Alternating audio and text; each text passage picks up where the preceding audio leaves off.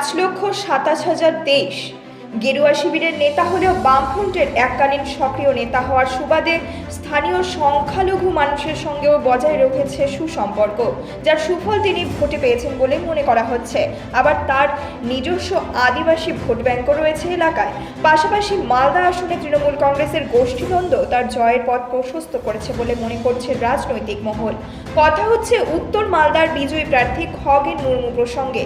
তৃণমূল প্রার্থী প্রাক্তন IPS officer Prasun বন্দ্যোপাধ্যায়কে ৭৭,৭০৮ ভোটে পরাজিত করে প্রত্যাশা মতোই উত্তর মালদা আসনে জিতলেন বিজেপি প্রার্থী খগেন মুর্মু।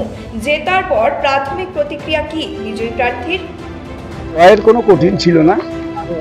আমাদের মালদা উত্তরের সমস্ত আমাদের যে দেবতুল্য সমস্ত ভোটার 14 লক্ষ মানুষ যারা ভোট দিয়েছেন, 18 লক্ষ মানুষ আমাদের দেবতুল্য ভোটার যারা ভোটের জন্য সবাই এই যে নির্বাচন চলাকালীন 1.5 মাস ধরে যেভাবে তারা বিভিন্ন রাজনৈতিক দলের মানুষের কথা তাদের শুনতে হয়েছে।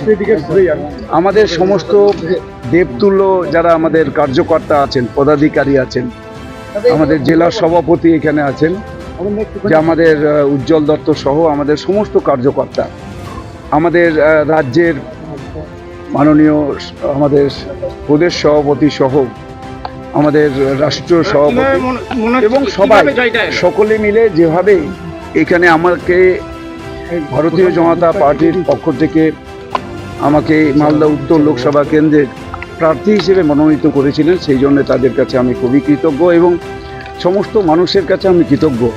2019-এ যেভাবে আশীর্বাদ করেছিলেন ঠিক একইভাবে আমাকে আশীর্বাদ দিয়েছেন, আমি সেই জন্য কৃতজ্ঞতা।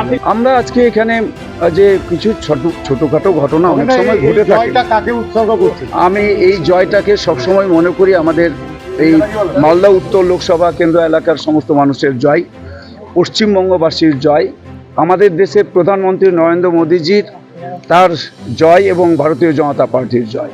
Bureau report, news metro.